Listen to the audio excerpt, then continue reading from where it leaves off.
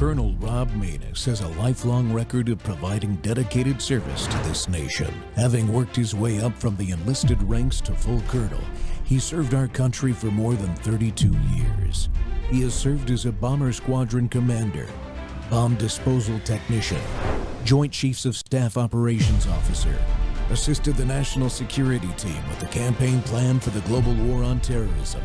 He authored the first theater nuclear war plan and served as the Vice Commander of America's largest airborne intelligence wing. Colonel Rob Maness is a true American hero.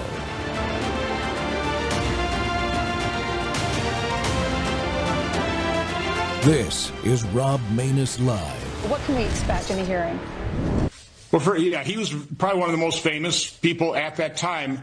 I think he'll go down in history as one of the most infamous villains of history. Again, it is going to take us time. We literally just, Senator Paul and my office just got those devices. Senator Paul, and I appreciate the fact, released them to the public. We're going to go through them thoroughly, combine them with the 11 million pages we got, with what we found about how FDA knew of the fact that their algorithm is going to mask safety signals. They saw the safety signals. By the way, one of them was pulmonary infarction, which 5 months later, apparently, Anthony Fauci had a pulmonary infarction, told no one. I'll ask him, did you suspect that the COVID injections caused your pulmonary infarction? Maybe you should have warned the American public about these things. So again, FDA knew, he knew, the safety signals were screaming at them. We had something like 40 to 50,000 reports to VAERS prior to 2021. We had over 1 million reports submitted to VAERS in 2021 after the injection. There were 21,000 deaths, and they saw no safety signals. So, no, there's a lot he needs to be held accountable for. Welcome back to the Rob Maness Show.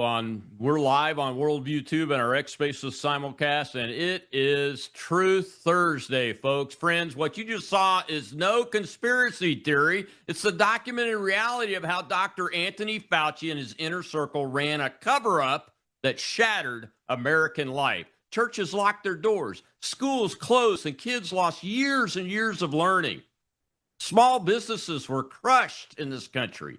Doctors were silenced, and public trust in government and medicine and public health was deliberately destroyed, all while the same people who pushed the lockdowns, the mandates, the experimental shots got richer and more powerful. And today we're going to confront that wreckage from Dr. Fauci's lies of death and destruction head on. My guest lived it, he saw it, and has been sounding the alarm from a biblical and cultural perspective ever since. Dr. Alex McFarland is a youth religion and culture expert, the author of 20 books, including his brand new release, 100 Bible Questions and Answers on Prophecy and the End Times. You hear him live every day on nearly 200 stations across the American Family Radio Network, and he hosts the Alex McFarland Show on NRBTV. He also serves as the Director of Worldview at Charis Bible College. Alex has watched the spiritual and moral collapse that followed the pandemic policies, and he is not afraid to call it what it was, lies that cost lives and liberty. Alex, welcome back to the Rob Maness Show, sir. Glad to have you with us. Colonel Maness, thank you for having me. Thank you for that very gracious introduction. Most of all, thank you for what you do for America, proclaiming truth as you do, inspiring and equipping people. It's great to be on with you, sir. It's good to have you here. And when I found out I was able to get you, I remember the first time we talked that we had talked about what was going on in churches and the pandemic and those kind of things. And when you saw this guy, Fauci, invoke the Fifth Amendment and refuse to answer any questions, what were you thinking about when you saw that? I was thinking that I was watching a coward. Yeah. I mean, 111 times he invoked the Fifth Amendment.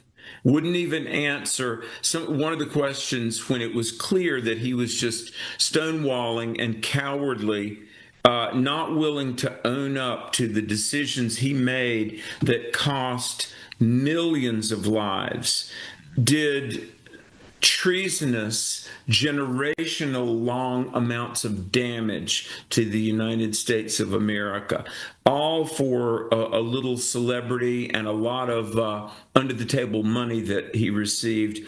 I was watching yesterday some of the hearings, and Fauci he looked like the minuscule little coward that he is. You know, the glory days are past. The momentary tin horn authority that he thought he held in his hands, the condescending way that he would mock the rights of the American people and those that thought ivermectin would help, which in truth it would. Oh my goodness, do I have stories? But, you know, he's a guy that, let me just say that the Senate hearings are the least of his worries. That man is going to face Almighty God for the millions of lives that he was responsible for murdering through his just the policies, the positions, not of a scientist or medical practitioner, but a madman, a delusional. I truly place him on the level of Adolf Hitler. In fact, Fauci is probably responsible for more deaths than Adolf Hitler. But it's possible. Yeah, it's possible. Anna Paulina Luna, the congresswoman from Florida, equated him to our own Dr. Mengele. Yeah, exactly. You know what? It's interesting. We do a radio show that we've done for 16 years called Exploring the Word. Then I'm also on another program called Truth and Liberty. Exploring the Word is a Bible teaching show. Truth and Liberty is a culture and political oriented show from a biblical worldview and a constitutional American worldview. But, you know, we have millions of listeners every week. And I well remember 2020. Colonel Manus, let's go back and recount some of these steps. February the 1st of 2020, most of us had barely heard the word COVID. It was beginning to be heard in the news a little bit. But by the first or second week of March 2020, you know, roughly about a 6-week period, the whole world was under lockdown. And I had numbers of medical doctors that listen to our programming and read my books and have supported the various things that we do. And I had numbers of medical doctors tell me when the vaccine came out, Alex, do not take that vaccine. And being married to a nurse for 35 years, my wife is a nurse. She lost a job. She wouldn't take the vaccine. And, it's so funny, not funny, but ironic that the very same, my body, my choice crowd that wants to, have no legal protection for the unborn, they were not saying my body, my choice when it came to those out of good, conscientious, philosophical objection, did not want to be forced to take vaccines. And so I was in correspondence with many medical doctors. Now listen to this. Asheville, North Carolina, the western part of my home state of North Carolina. A man called me, and he had the most unusual statement. Now, listen to this. His wife had come down with COVID. So they were looking, the doctor, and this was before Fauci got his hands on the reins of American healthcare. This particular doctor in Spartanburg, South Carolina, prescribed ivermectin. Now, I think we all remember what a mockery it was when Donald Trump, said, I'm hearing from credible medical professionals that ivermectin can cure COVID. And ivermectin is one of the basic, along with aspirin. The World Health Organization says it's a necessary medicine that all people should have access to. So this man calls me and he tells me, he says, we're driving up Highway 26 to Asheville. The doctor wants my wife to take ivermectin and nobody has it. No pharmacy in Spartanburg or Greenville has it. But we're going to drive about an hour up to Asheville. There's a pharmacy there that has ivermectin. So anyway, I said, okay, great. Now this particular gentleman, well-known businessman on the East Coast, he and I had a phone appointment. he said, give me a call in an hour or two. And I said, sure. So listen to this. And everybody watching would know crazy stories like this. I said, hey, did you go to Asheville? Did you get your wife's prescription of ivermectin? And he said, yeah. He said, I had to fight for it. I said, what do you mean? He said, the strangest thing happened. He said, I go to this drugstore, this pharmacy, and I pay the money to get the prescription, ivermectin. Doctor prescribed it, going to give it to my wife who has COVID. He said, I was walking to the car, and the pharmacist came out and said, wait, give me that. Give me that. He said, I've already paid for it. And the doctor said, no, it's illegal. You cannot have that. It's ivermectin. And the man said, I was beside my car. I looked. I have a doctor's prescription. The pharmacy filled the prescription. I said, the pharmacist comes out. And this guy's, 60. The pharmacist is a few years younger. Grabs me. Is trying to wrestle that from me. And he said, hey, buddy, unless you want an assault charge, let me go. I've got this prescription. I paid for it. He said, I got in the car and drove away. He said it was the most surreal thing. A pharmacist was going to fight me to take back the prescription I had already paid for. His wife. But here's the point. The welfare, or the informed medical decisions of America's doctors, the informed consent of America's patients, the right to health care for American citizens was jeopardized and in millions of cases taken away. People died, and it's at the feet, the blood is on the hands of Dr. Robert Fauci. May God have mercy on this man's poor soul. It is at his feet, and just think about that story you just told, Alex, and all the different ways that the doctor-patient and the medical profession and the public health service profession are destroyed in that one short, real-life story and experience, and you magnify that on a global scale, and in our case, on a national scale, and that he literally destroyed the ability of the average American to get informed consent medical. Yeah. So let me tell you something where we're at else. Today. Okay, during COVID, I was pastoring a church, and people began to die. Older people begin to die. And it wasn't necessarily because they got COVID-19, but they were not allowed to have medical care. Everybody was masked up. Do you know, to this day, I see people just this morning, I was in a public place. I saw some man wearing two masks. And you probably know, Colonel Manus, that around 1,500 scientific studies over the last 6 years have shown, as one writer from the Netherlands wrote, the efficacy of the masks to hold back, a toxin like the COVID virus. Would be like a chain link fence stopping a mosquito. Yeah. Those masks mean nothing.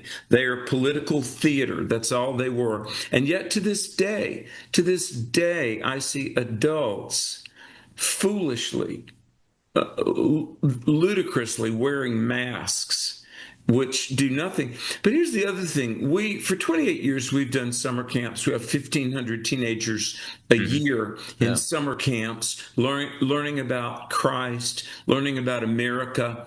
Right. And the kids that were just paranoid would not go out. Even a month ago, one of the camps, we've done 6, I've got 2 more this summer, a camp that I do in eastern North Carolina. Kids are out playing volleyball, soccer, hiking, doing what teenagers do. Kids in the hot outdoor summer sun wearing masks. scared of their own shadow. Besides the physical damage and the deaths, and I did so many funerals. I did a funeral of a pastor's wife. And she died alone in a hospital. Neither her husband nor her children were allowed to be there. And people watching might say, well, that was some isolated case. No, it was not. No. It was not. Across America, people died alone in hospital situations with malpractice. Family members weren't allowed in. Funerals weren't allowed to take place. I remember in 2020, I did a funeral for a family, and I, as the minister, and one person was allowed in this sanctuary. It was ludicrous, and I was saying, look, we need to engage in principled civil disobedience. Yeah. The emotional, the psychological, not to mention the physical scars of COVID. Dr. Fauci, it's on you, sir. It is. May God help you. It is. I got to take a break, Dr. McFarland. When we come back, I've got a question in the audience. We'll take that and we'll continue this discussion because I want you to tell as many stories about the harms done to Americans and our liberty as you can possibly tell. I know there's not enough time, but we're going to tell them because the people need to hear again what this man did. We'll be right back with Dr. Alex McFarland.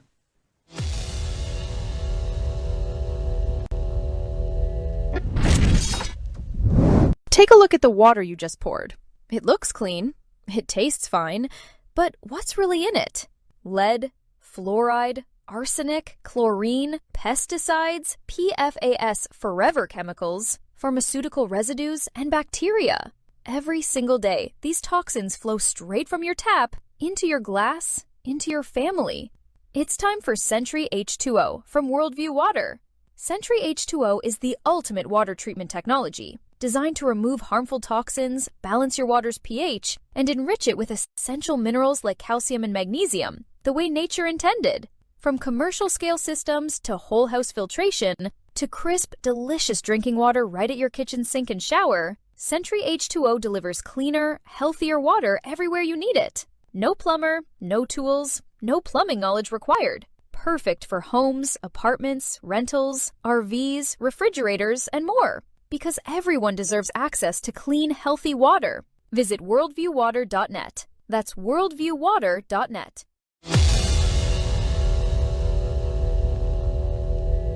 Mr. Chairman, well, nothing says honesty like taking the fifth, huh, Doc?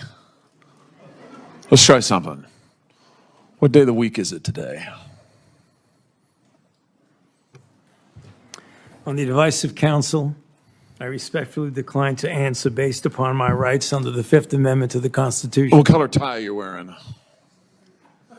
On the advice of counsel, I respectfully decline to answer based upon my rights under the Fifth Amendment to the Constitution. What color's the carpet in front of you? On the advice of counsel, I respectfully decline to answer based upon my rights under the Fifth Amendment to the Constitution. Let's just get one thing straight. You don't have any rights under the Fifth Amendment because you've been pardoned, as you very well know.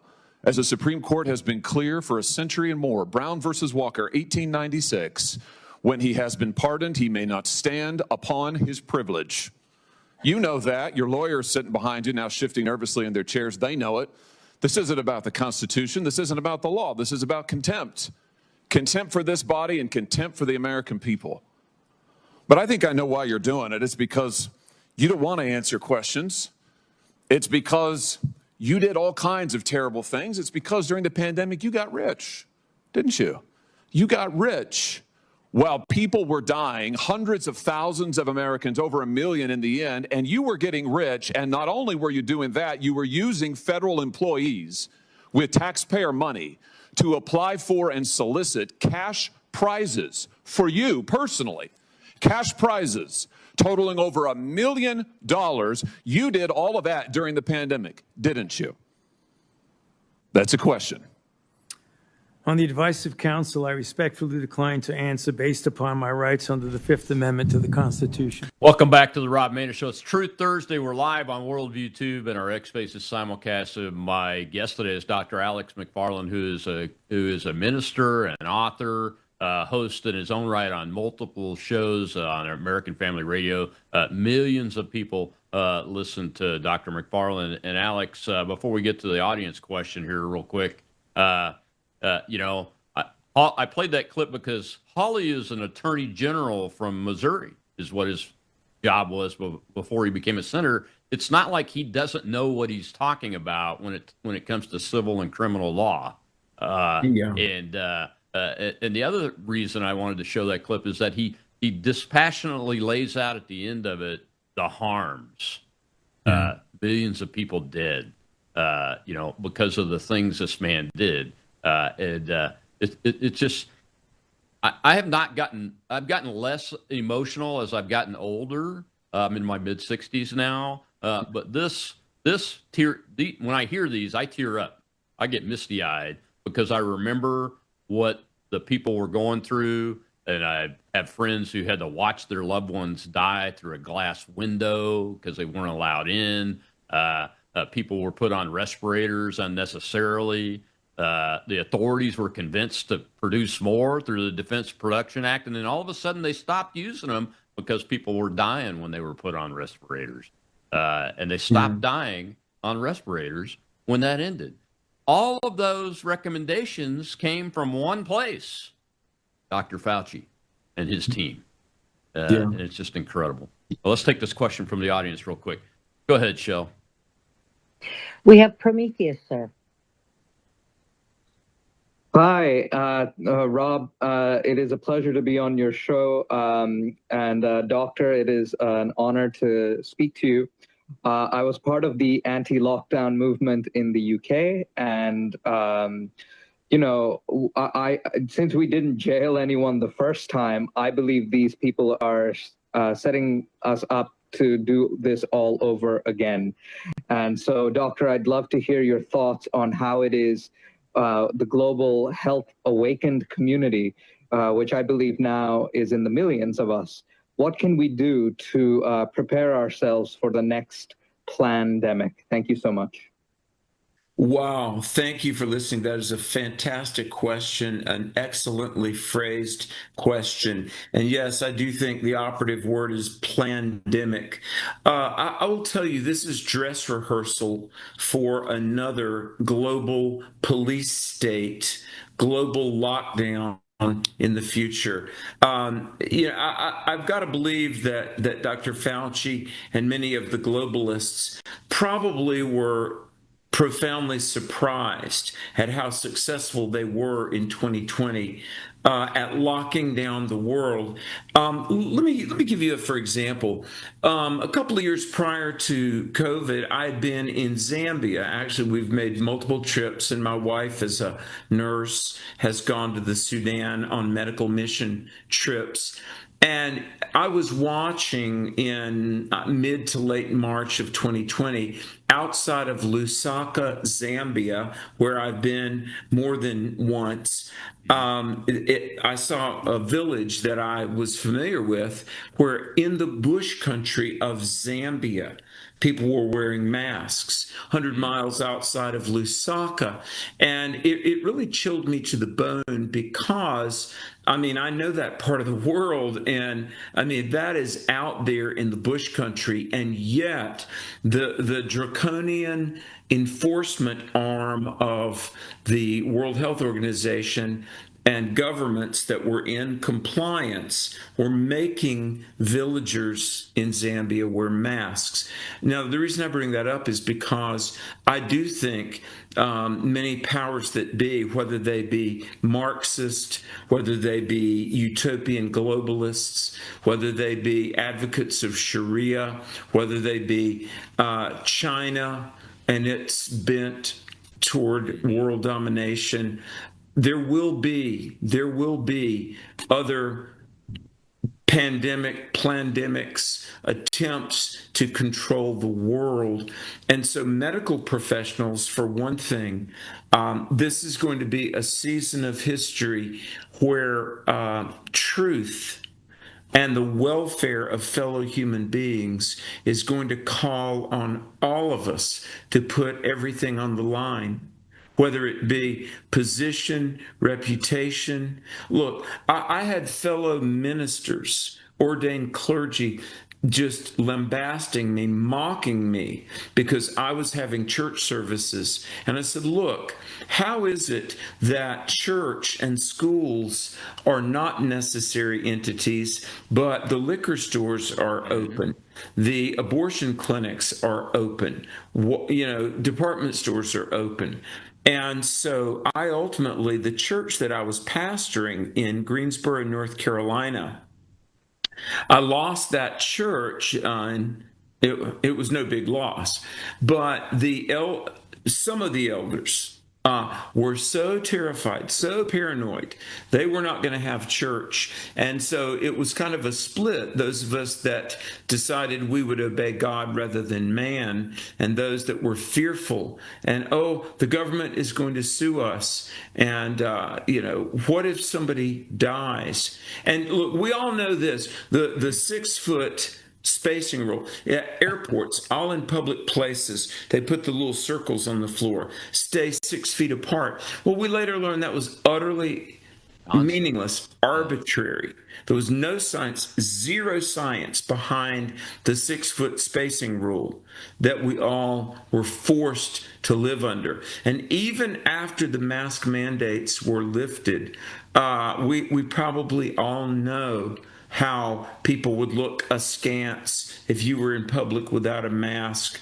So for medical doctors, nurses, educators, ministers, healthcare providers, and first responders, we're going to have to say to whomever, no. And I want to be on record and say this, regardless of what anybody thinks. Thank God for Donald Trump. Thank God for a courageous president, whether you like everything about Trump or not. Look, had Kamala Harris followed the non-president Joe Biden, God help us, it would have been the end for America. So the globalists will certainly try this again. We cannot. Professionals, leaders, persons with a voice, citizens everywhere, no, no, no. We will not be controlled like rats in a maze at the cost of human life. Alex, I'm glad you brought that up about your pastoring and the church and everything. Now, looking back, you're among pastors, I'm assuming, as part of associations. You guys probably meet every so often, at least in a large group of pastors. What is the sense that you have? Are they now like you and me, where we're like, no, we're not going to do that ever again? You're not going to shut down the ability of an American to come to a church and practice their religion. Are they like that, or are they still kind of talking about it and going, well, it depends on the circumstances, et cetera, et cetera? Well, I have to say, a lot of pastors are very much milquetoast. And sadly, pastors that are independent thinkers and persons of courage and conviction, I'm sad to say for my profession, it's fairly rare. But there are those of us that know what we believe and why we believe it, and we know our rights, and we're willing to defend our rights. I think about out in California, there was John MacArthur, rest his soul. He just died. The California state government fined John MacArthur's church, I think it was around $17 million Oh my goodness. For being open. Every day they were accruing several $100,000 in fines that I know they had to spend hundreds of thousands to litigate and defend their rights. And there were, I'm thinking of some pastors that I know of that are incredibly gutsy. West Coast, Midwest, East Coast, and those of us that were willing to get on the front line and fight during COVID, we remain emboldened. And I think a lot of the pastors that were kind of on the fence now do feel some boldness. But let me share this. And I've shared this story on. Let's take this commercial break here real quick, and then come right back in, and we'll share that, and then we'll take a question from the audience that we've got. Sure. Go ahead. And we'll be right back with Dr. Alex McFarland.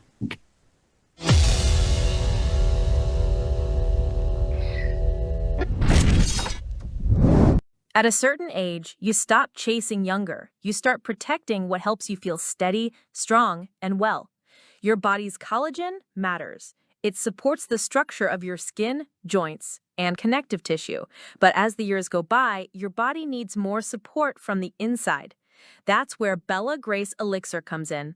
Bella Grace Elixir combines Verisol collagen, the world's most clinically proven collagen, with asteryl astaxanthin and cat's claw in a proprietary blend designed to help support the processes that reconstruct collagen, while also offering antioxidant and anti-inflammatory effects. And this isn't just for women. It's for men and women who want to age with more confidence, more care, and a daily wellness routine that supports the body from within. One simple elixir, thoughtfully formulated for whole body wellness. Take care of the body that has carried you this far.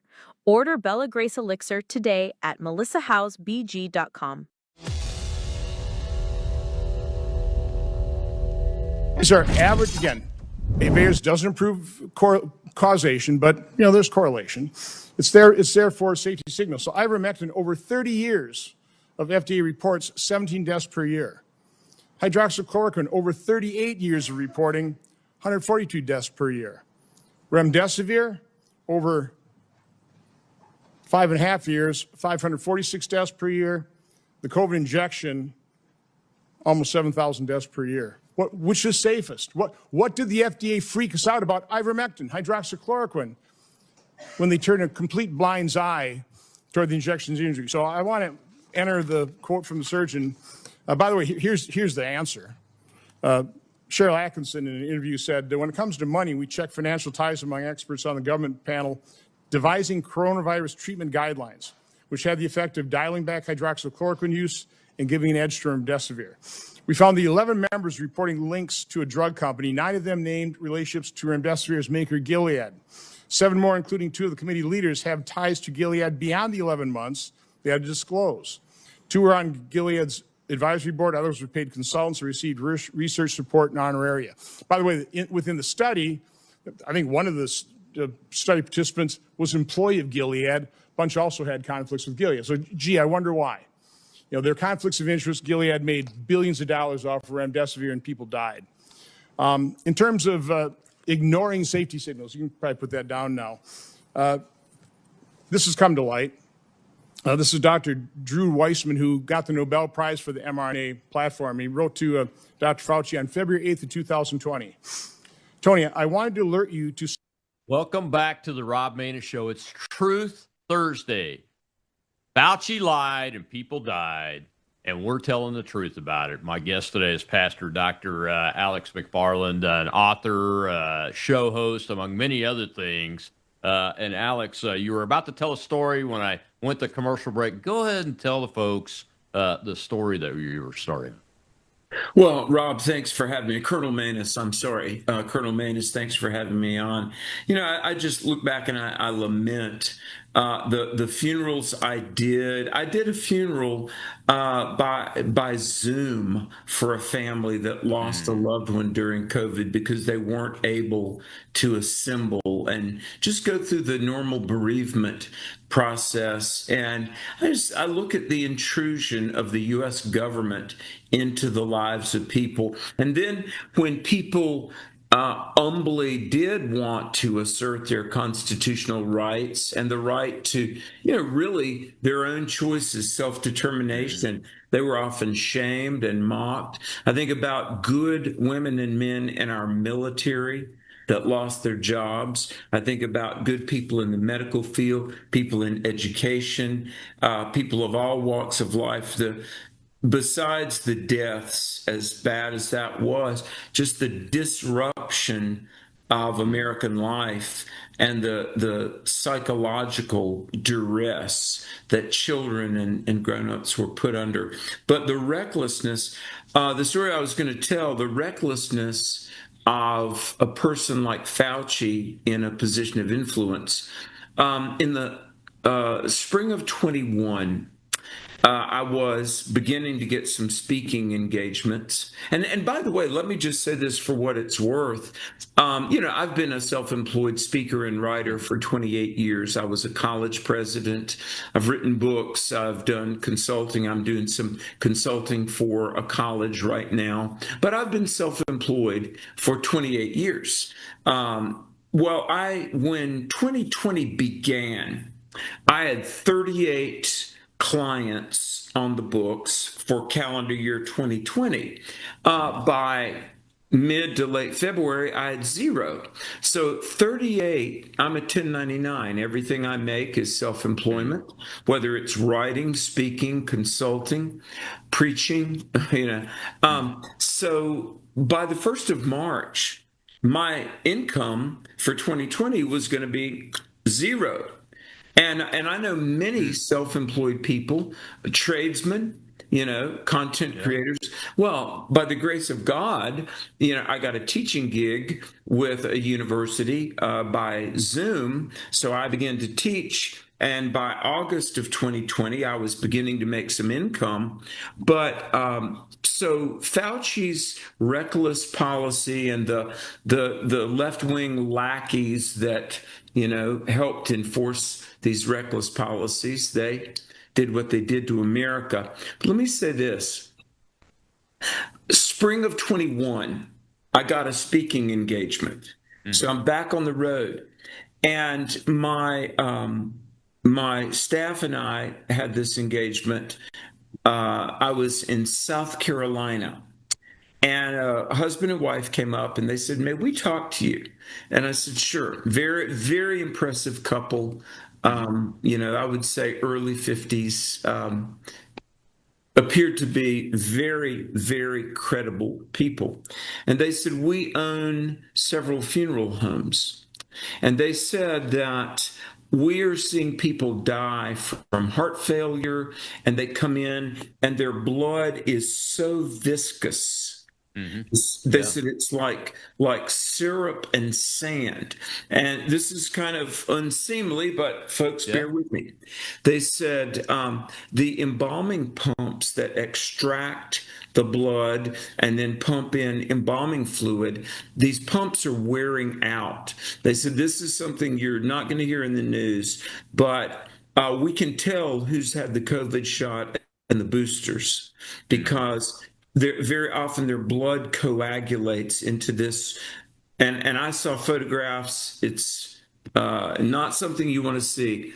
But I shared this on a couple of national media platforms, and I got dozens of calls and emails from people that are in the funeral industry who said, the embalming pumps in many cases burn out because when someone dies and people at a young age, we know if it's because of the reaction of the blood in the COVID situations, and it's so viscous that the pumps can barely even extract this fluid, this rubbery fluid to get it out and put the embalming fluid in.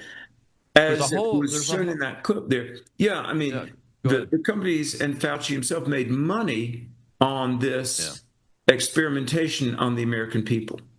Senator Johnson confronted Fauci. He pled the fifth, but he asked him, he said, "Do you know that remdesivir is known as run, death is near by the medical community?" and they refuse to use it on themselves. Run, death is near. And I've talked to surviving family members of folks that were given that stuff, and it killed them.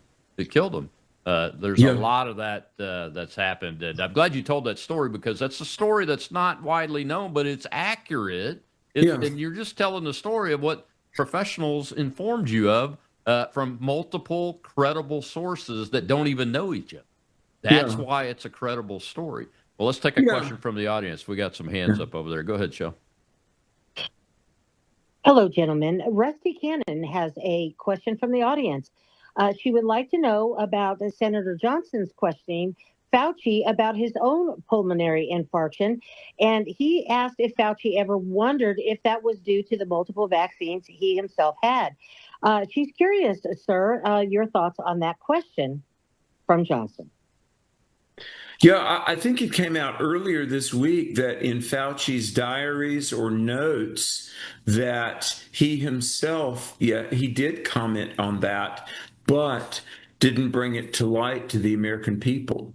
I believe that was reported 2 days ago in the news. Colonel Manus, did you hear that? Yeah, that was part of the private diaries, is what they're calling them, that Senator Paul and Senator Johnson released just before the hearings. That's the new information, Doc, is that, I think the biggest one beyond that one's probably right up there at the top. But the biggest one is that he questioned whether the disease came out of a wet market or a lab, and actually wrote in his notes that more people think it's lab generated than it is out of the wet market and naturally occurring.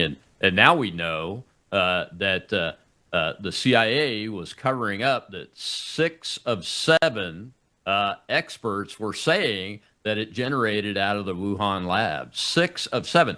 For that level of intelligence material to be hidden from the President of the United States and from the medical community, that is what we would call high confidence level of information. If you have 6 out of 7 experts saying a thing, and it never ever came out until it was after it was all over, and it makes a difference, because if something's scientifically generated by manipulation, it has different characteristics, and treatments are different for it, right? Exactly. This is really a matter of concern for the future about, bioterrorism and engineered toxins as warfare. And, let me just say to people, spiritually, this is a time to have one's house in order, whether it's, jihadists bent on bringing down America for a lot of reasons, whether it's, China, whether it's Russia, or whether it's just bioterrorism for the sake of anarchy. Look, I love life, and America is the greatest country in the world. We're a constitutional republic. We have a GDP that is envied by the rest of the world, and we've got every reason to be grateful and excited about life. But I want to say this is a time personally to say your prayers. Make sure you have a relationship with God through faith in Jesus Christ, but to preserve our nation and vote for constitutionalists, and vote for responsible, rational adults who know that men can't get pregnant. And we're living in a time where it's easier and easier to see where people are ideologically. For whom to vote and how to vote should not be a heavy lift for Americans here in 2026. Yeah, there's an obvious line of demarcation, I would call it, between those that believe in that Declaration of Independence that we're celebrating its 250th birthday, really, of the United States this year, and how we got there, and the men and women that got us there and have gotten us through to this point. There's those like us that still believe in that. And then there's the other side of the line of demarcation that believe in many of the things that you just mentioned. It's a simple prospect. you vote for the continuation of the United States of America as free a country as has ever existed, even in the shape we're in today, or you vote to dismantle it and destroy it, because that's the decision point where we're at. We got to take one more break, Dr. McFarland. When we come back, we'll see Senator Paul's last statement and question at the hearing, and I want to get your comments on that. We'll be right back with Dr. Alex McFarland.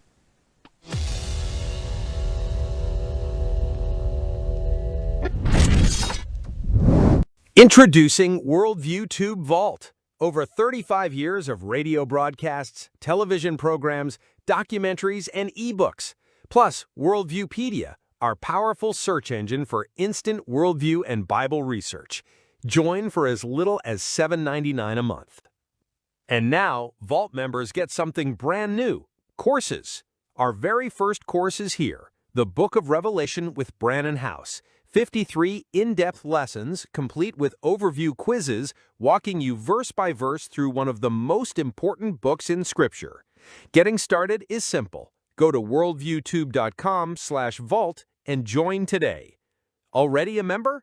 Visit worldviewtube.com, click the person icon in the top right, and log in. Then hover over Vault in the menu and select Courses. That's it. You're in. Join WorldviewTube Vault today at worldviewtube.com/vault.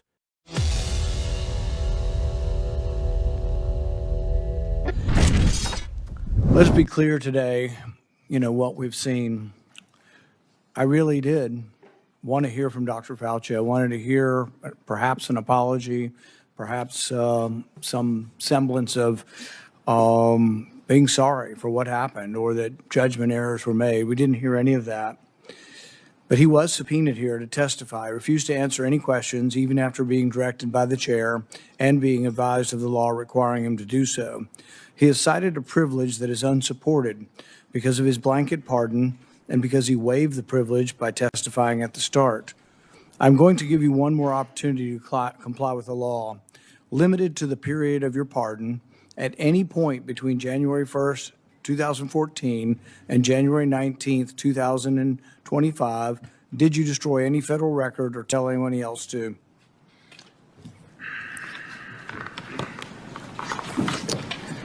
Under the advice of counsel, I respectfully decline to answer based upon my rights under the Fifth Amendment to the Constitution. Given that you have a unlimited presidential pardon, what is your specific objection that you are making? On the advice of counsel, I respectfully decline to answer based upon my rights under the Fifth Amendment to the Constitution. My question was limited to the period of your pardon only. I find your objection unsupported and direct you to answer the question. On the advice of counsel, I respectfully decline to answer based upon my rights under the Fifth Amendment to the Constitution. Because you refuse to answer, citing a privilege that is unsupported because of your pardon, and after being denied to do so, this committee has scheduled a vote next week on a resolution certifying your contempt. Welcome back to the Rob Maness Show. We're live on Worldview Tube and our X Spaces simulcast, and it's Truth Thursday, and we're going to tell the truth. And I'm thankful for Senator Paul and Senator Hawley, Senator Johnson, and all the other senators that made Fauci come back to the Senate and testify and compelled him to testify. My guest today is Dr. Alex McFarland. Alex, I think what the senator was doing there was setting up the vote to hold this man in contempt. And two people in politics have gone to prison for being held, I believe, in contempt of Congress. They were both in the Trump administration, Steve Bannon and Peter Navarro. Yeah. So the American people's expectations of fairness and equality before the law is pretty high here. Your thoughts on that?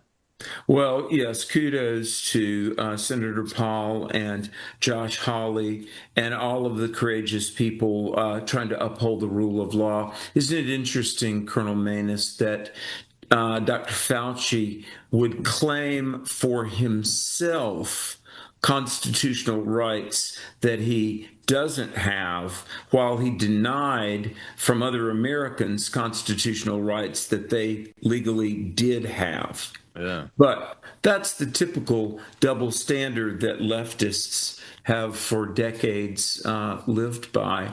But yes, he very well may be looking at jail time, and he should. I mean, really. But, whether it's Dr. Fauci or, O.J. Simpson or the Clintons, even if they escape justice at the judgment bar of man, they will not do so at the judgment bar of God. That's right. They won't. None of us will, as a matter of fact. And I wanted to ask you, from a pastor's perspective, the trust of the American people in government, in our medical profession, in the economy. I mean, it's just shattered. But the most concerning aspect of all this loss of trust, though, to me, is in the leadership of our churches. And I wanted to get your thoughts on what are the things that we can do as leaders in our country to try to repair that as rapidly as possible. Because, look, I'm very well aware of the Black Robe Regiment's role in the American Revolution and the independence of this country. And it's imperative that the relationship between the churches, its leadership, and the American people is solid and sound. And the thing that I lose sleep over at night about this whole situation is that right there. What are your thoughts on that, on how we as leaders in the community, both as lay people like I am and as pastors like you, can work to help repair that? God bless you. God bless you. I want to speak to that. And let me cite President Harry Truman, who in 1950 gave a speech, a Democrat, incidentally. Harry Truman said, though, that the fundamental basis of our laws comes from Moses, Isaiah, and the Apostle Paul, and the Sermon on the Mount. Now, what Harry Truman meant by that, Moses, that's the Decalogue, the Ten Commandments found in Exodus 20. And then Isaiah, the prophet of the Old Testament, speaks of the three branches of government. And the Bible speaks of prophet, priest, and king, but we have executive, judicial, and legislative. The three branches of government come from the book of Isaiah. And then the Sermon on the Mount is Christ, Matthew 5-7, and that is where we get our spirit of national benevolence. But then when Harry Truman mentioned the Apostle Paul, he was talking about Romans chapter 13, 1-7, about good civil government. And Harry Truman, 1950, said that if we lose these things, and to summarize, our moral foundation, if we lose these, we will lose America. And he was right. And so moving forward, and I'm glad you brought this up, Colonel Maness. And again, before time runs out, I want to say how much I appreciate you allowing me to be on. It's a great honor. I look up to you, and it's a privilege.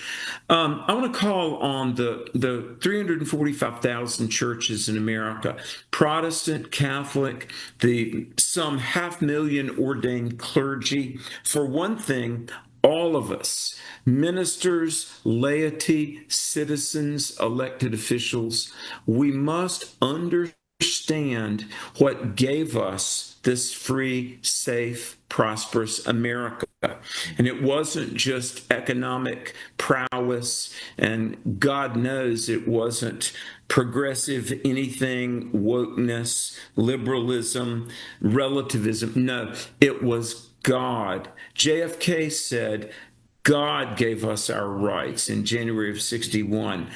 So we must understand life itself, prosperity, blessings, ingenuity, innovation, prosperity, safety, all of those are gifts entrusted to us by God.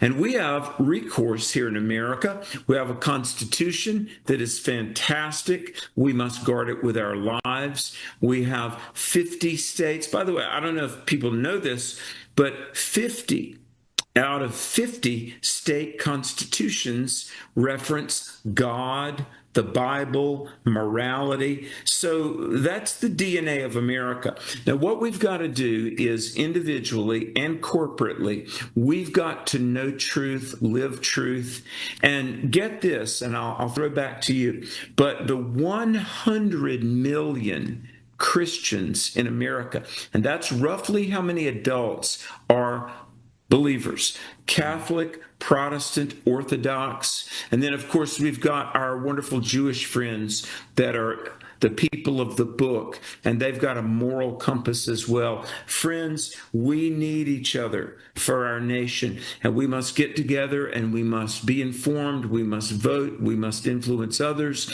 we must instill in our children the fire of patriotism, and yes, we need to get together and we need to pray. Proverbs 14:34 in God's word says that righteousness exalts a nation, but sin is a reproach to any people. And folks, I've got to say this. If it's a candidate that doesn't know males and females are different, they don't get your vote. If it's a candidate that does not believe in legal protection for the unborn, which is what the Declaration, 52-word preamble, Constitution, 27-point Bill of Rights guarantee. If it's a candidate that doesn't believe in parents' rights, they don't get your vote. If it's a candidate that believes children should be coached into transitioning and being abused through puberty blockers and surgery that disfigures the bodies of children, they will not get your vote. If it's a candidate that does not acknowledge Israel's right to exist and that the world is a safer place. Besides, it's the right thing to do when America is a strong ally of Israel. They should not get your vote. And I've got to say this too. Look, right now, the 13th largest economy in the world, New York City, is in the hands of a Muslim Marxist. This has got to stop. And I want to say this, clergy, get some courage and get in your pulpit and preach. And there must be a national a referendum, whatever maybe it's an amendment to the Constitution, that Sharia law will not be allowed in the United States of America. We cannot have two governments running parallel, and Islam is a political and cultural system. Individuals can be Muslim if that's their choice, sadly, but Sharia law, no, no, no. And all of these city councils and boards of education and mayoral races and Senate races that are increasingly being populated by Muslims, folks, take note, wake up. The future hangs in the balance. England and so much of the, pluralistic, multicultural Europe is just too far gone to be saved. America is not yet, but it's getting close. We've got to vote, and it's time that pastors get some courage, some presence of mind, and start preaching some inspirational, motivational, hard truth to their parishioners. Yeah, I agree, Alex. My advice to the pastors would be to go read George Whitefield's sermons that he gave in America. Run up to the Declaration of Independence and the creation of this great country. He was a British subject, but he came here and he's the one that laid the seeds, planted the seeds of liberty in the minds of the church. It didn't matter what denomination you were or anything, and the words Great Awakening should be synonymous with George Whitefield's name, and we all need to aspire to be George Whitefields in our communications in the defense of liberty, don't we? We do.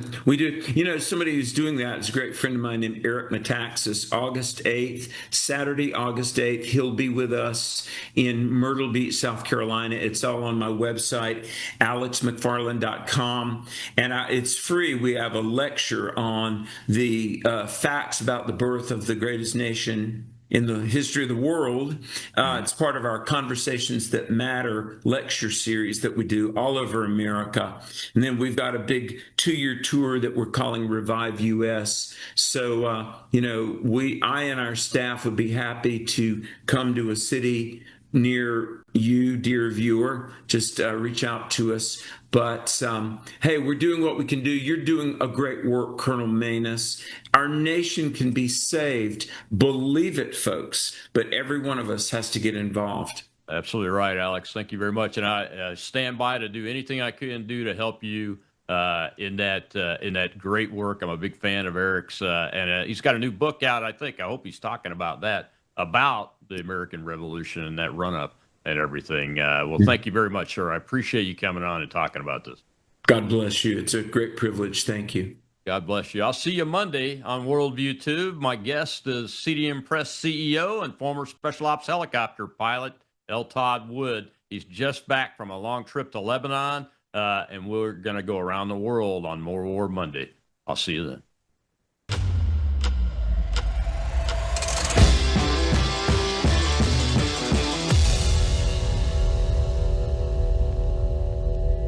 You're watching Worldview 2, built on the 35 years of